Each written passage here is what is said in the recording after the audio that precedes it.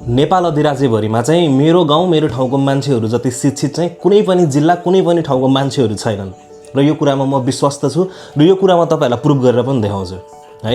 आजभन्दा 20-22 वर्ष अगाडि चाहिँ मेरो गाउँको मान्छेहरू त्यति विधि शिक्षित थिएनन् हैन। एउटा उमेर समूहहरू थियो, जस्तै मेरो हजुरबुवाको समूह, मेरो ड्याडीको समूह, त्यसपछि मेरो र मेरो भाइ बहिनीहरूको डिफ्रेन्ट एज ग्याप र एज समूह थियो हैन। मेरो हजुरबुवालाई जस्तो राजनीतिकले छोएको थियो त्यतिको मेरो ड्याडीलाई छुन सकेन, जतिको मेरो ड्याडीलाई छोएको थियो त्यतिको मलाई छुन सकेन। अब आउने भाइ बहिनीहरू त यति एडभान्स छन्, उनीहरूले सबै कुरा बुझिरहेको छन्, कुन पार्टी राइट कुन पार्टी गलत भन्ने कुरा उनीहरूले मजाले छुटाउन सक्छन् हैन। प्रसङ्ग हो यो जेनजी आन्दोलनपछि हुन गइरहेको चुनावको हैन। यो चुनावमा चाहिँ पहिला जसरी मेरो गाउँठाउँको मान्छेहरू चाहिँ विभिन्न पार्टीमा लाग्नु भएको थियो क्या, कोही एमाले कोही काङ्ग्रेस कोही माओवादीमा हैन। अनि चुनावको माहौल आउँदाखेरि चाहिँ गुट हुन्थ्यो क्या, कतै यो ग्रुप त्यो ग्रुप हैन, बोलचाल नहुने, खुसखुस हुने हैन। यो फलानाले यो ढिस्कानोले यो हाम्रो पार्टी राम्रो तिम्रो पार्टी नराम्रो भनेर चाहिँ धेरै विवाद पनि हुन्थ्यो क्या। तर अहिलेको यो जेनजी आन्दोलनपछिको चुनावमा चाहिँ मेरो गाउँको सम्पूर्ण मान्छेहरूले चाहिँ यो नयाँ पार्टीलाई साथ दिने, राष्ट्रिय स्वतन्त्र पार्टीलाई बहुमतले जिताउने भनेर चाहिँ लाग्नु भएको छ कि किन भनेर मैले प्रश्न गर्दाखेरि चाहिँ उहाँहरूको स्ट्रेट फरवर्ड सिधा एन्सर, किनकि आज मेरो गाउँको हरेक घरमा चाहिँ एकजना चाहिँ वैदेशिक रोजगारमा चाहिँ गइरहनु भएको छ क्या।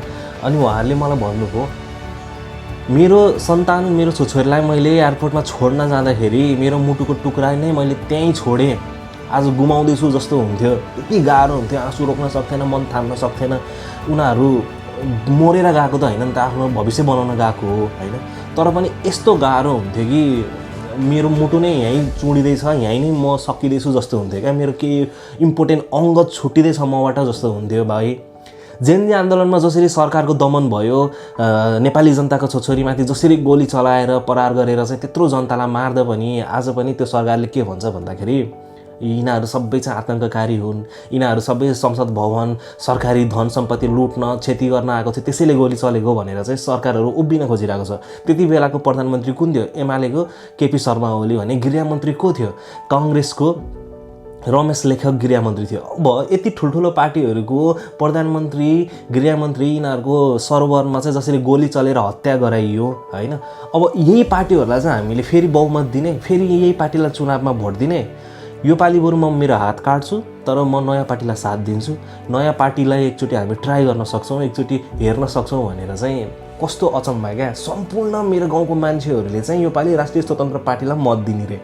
अनि भएन नि त मेरो गाउँको मान्छेहरू शिक्षित है, मेरो गाउँको मान्छे जस्तो शिक्षित चाहिँ कोही पनि छैन, यो कुरा म लेखेर दिन सक्छु हैन।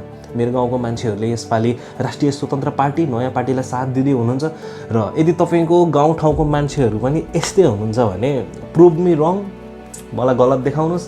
म त मेरो गाउँठाउँको मान्छेसँग एकदम खुसी छु र मेरो मत पनि राष्ट्रिय स्वतन्त्र पार्टीलाई छ, यो पुरानो पार्टीहरूलाई जाँदैन।